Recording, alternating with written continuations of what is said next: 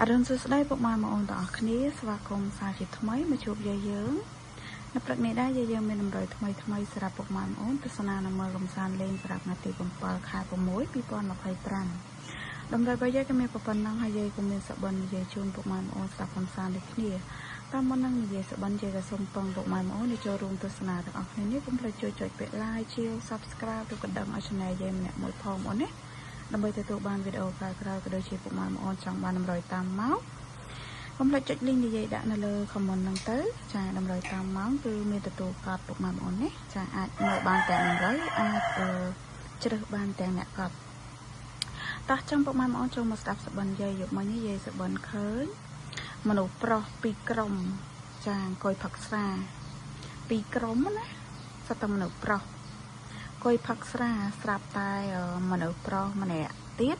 គាត់ខឹងគាត់ឆ្លោះគ្នា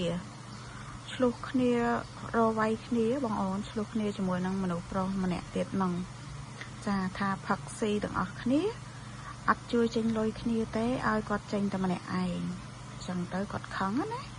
ហ្នឹងហើយឃើញអង្គុយផឹកស្រាទាំងវងពីរក្រុមត្មងណាចា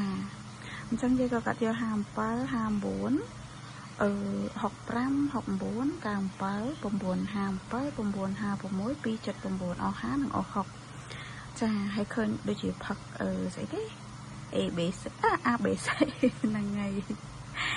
អញ្ចឹងពុកម៉ែបងប្អូនចេះកាត់លេខអីក៏យកតាមហ្នឹងទៅណាចាហើយក៏ជូនពរហេងសំណាងល្អដល់អ្នកអស់គ្នាអញ្ចឹងវីដេអូយើងក៏មានតែប៉ុណ្្នឹងទេជួបគ្នានៅវីដេអូក្រោយបាយ